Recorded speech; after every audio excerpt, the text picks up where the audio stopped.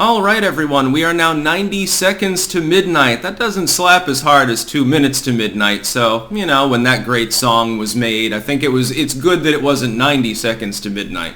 It just wouldn't flow the same way. Oh, we're gonna have nuclear Armageddon, but at least we're getting some good fucking music out of it. That was the tale of the 70s and 80s. I wish it were the same now. Can't you people make, like, you know, we're all gonna fry in a nuclear fire music again? I mean, this is the closest to midnight that the Doomsday Clock has now ever been. Make some songs about it. Don't do 90 seconds to midnight. It's too much of a knockoff. But why don't you go back to making, like, hippie music? You're recycling, the Zoomers are recycling their slang. I'm vibin', man. Ain't sussin', no cap for real, for real. You realize where the term vibes comes from, correct? The hippies like to use that, the counterculturalists of the 60s. You're taking it from your grandparents, and they borrowed it from theirs from the Art Nouveau period. Just to be clear about the occult origins of that one particular term. Think about what it really means in the context of the psychic arts and theosophy, and you'll realize that the origin is more late 1800s than it is 1960s, and now the Zoomers are recycling it. Right on schedule, I would notice. There's nothing new under the sun. Getting to the concept of the Doomsday Clock, I will point out an aside here, and it's something that people need to understand. The Doomsday Clock, as it was calculated long, long ago, when they begin it back in the atomic era, they're like, oh my god, we've got these weapons that can literally blow up an entire city. The government is stressing that it can create one of these every few days. The Soviets have begun to create them later on. Of course, the British do their tests. The French, India, Pakistan, now North Korea. Israel did tests. South Africa, although it dismantled its program. The same with Brazil. China gets the bomb, thanks to the Soviets, which I think that they quickly regretted, by the way. It's one of the greatest geostrategic blunders of the Eastern Bloc, actually, that China was ever given the atom bomb. The Russians at the time seem to have understood this, but they try not to talk about it too much so that Westerners will focus on evil Western imperialism and our foreign policy blunders in Vietnam and North Korea.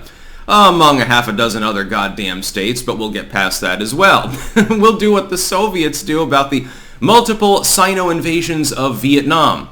They didn't go over so well. They made the U.S. invasion of Vietnam look orderly by comparison, just to be clear. The problem with the Doomsday Clock is that some time ago, it stopped being just about nuclear war. It's basically the Ukraine war and a few other issues are what's behind them inching it closer to midnight. But some of that pressure towards midnight, and the Doomsday Clock is ultimately a think tank arbitrary measurement with no real intrinsic value, but it's interesting, it's newsworthy. We are moving in a bad direction overall as far as the world goes at the moment, just to be clear. We've got a march towards globalism, which is destabilizing things, and then a natural pressure against that.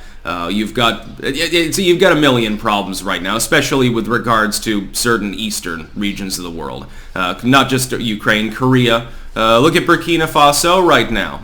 Just to be clear, it looks like the government wants to do a purge, and it doesn't want the French around to witness it. You're going to see some ethnic cleansing probably right quick. I don't expect that the government is actually interested in fighting the Islamic jihadists so much as it is killing off people that don't want to vote for the current government. We'll see what happens over the next couple of years. It'll be Hotel Rwanda all over again, I assure you. You're looking for 100,000 deaths. We'll put it that way. It's just sad. Burkina Faso, the country that almost no American can find on a map. I thought it was fascinating when I looked into their history, but I digress. The problem with the Doomsday Clock is that it's no longer about nuclear Armageddon. It's also about climate change and things related to that. Anything that could inconvenience the world. Any sort of negative news is basically taken and compiled together, and they look at how close to being destroyed we are, or mostly destroyed. Even in a nuclear war, there would be some survivors. They would just spend several generations being crippled up, and even the survivalists would have to deal with radiation, just to be clear, and you'd have all sorts of secondary effects. Most people would die of cholera, by the way, cholera morbus. They wouldn't die of actually being blown up by the nukes. I think I'd rather just get vaporized than shit myself to death over the course of 5 or 6 days, but that's just me. The problem therefore, with the Doomsday Clock, is that it's no longer an accurate measurement because you're comparing it to previous measurements that weren't impacted by things like climate change. Or the war on terror sort of error. War on terror error. Freudian slip there. That is my real opinion, by the way. So we're not technically 90 seconds to midnight. Maybe we're 3 minutes to midnight or something. That sounds a little bit better now, doesn't it? We were stuck there for years anyway. Because they're using metrics to determine how close to the apocalypse we are that are different from the methodology before. I would also like to point out positive news is rarely going to be included in the batch of material they're analyzing to figure out how close to doomsday we are. Something happens that's really good. They cure cancer, which the pharma companies wouldn't release it to the public, but let's say that someone in a one-off lab in a third world country develops an actual cure for cancer, and all of a sudden people in the West become, aware of it. There might be some public pressure to import it to the West or something.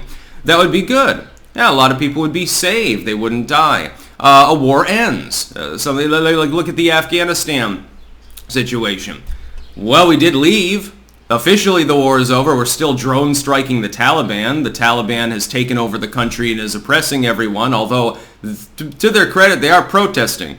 They didn't used to do that back in the 90s or the 2000s much. The Taliban used to just straight up shoot you if you did something like that. It seems that they're trying to take at least a slightly more level-headed approach. Now they're more like a normal tin horn regime. They just lock you up in the gulag and rape you instead of actually killing you. They've realized it's more lucrative to sell you into slavery in Libya or something like that, I suppose. So, somehow Biden considers this a great achievement. So we did leave. We did it belatedly. We collapsed the government of the country. We caused everyone in Afghanistan to be enslaved, but there's no risk of the U.S. and Afghanistan popping off at the moment. So that's good, right? Things in Iraq and Syria have kind of sort of calmed down. We don't have as much of an active presence. We already wrecked Libya, so we don't have any presence there because, mission accomplished. We enslaved everyone there too. Those things aren't really counted. I am being glib here, by the way. I realize that those aren't really foreign policy successes. Did we move further away from midnight, by the way, when you had the Great Rapprochement, the thawing of tension between the U.S. and ROK and the DPRK? That lasted for several years. That was a great time. By the way, one of Trump's greatest accomplishments. Nobody, even his own fans, never talk about it. First U.S. president to step foot in North Korea. That's a thawing. North Korea is a nuclear state. What we really need is to get a good rapprochement going between India and Pakistan, but nobody seems willing to tackle the issue. You could just screw China by deciding that the West decides that all of that territory that's contested between them, it just happens to all be between Pakistan and India, and China doesn't have a square inch. You could do a great goddamn pivot in Asia right now. It's it's like if I was ever inclined to run for an office that would require me to fucking live in D.C., the D.C. hellhole. Probably, if it was nuked, it'd probably look better, to tell the truth. It would be that. That accomplishment would be a major one. Even Trump never attempted that. That great rapprochement would be hilarious. So yeah, we're 90 seconds from nuclear Armageddon. Technically, we're a little bit further than that. I don't expect that before I end this video, I'm going to see a mushroom cloud. Although if I ever do see one here, I'll die of radiation poisoning, not in the blast. It'll be far more painful. That's about all. Peace out.